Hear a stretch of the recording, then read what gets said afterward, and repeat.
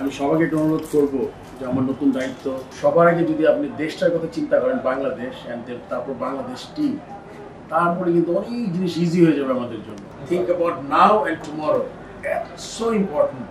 তাহলে কিন্তু অনেক সময় আপনি যখন অসুস্থ হন, প্রথম চিন্তা করেন যে আমার কেন এটা হইল। সব তুখোর প্লেয়াররা আছেন এখানে অ্যাজ এ বোর্ড ডিরেক্টর, যাদের লম্বা সময়, তারা যদি এটা একটু, আমি জানি দেয়ার আর সো মেনি ব্লকে, মানে বাধা ছিল, অবস্ট্রাকশন ছিল।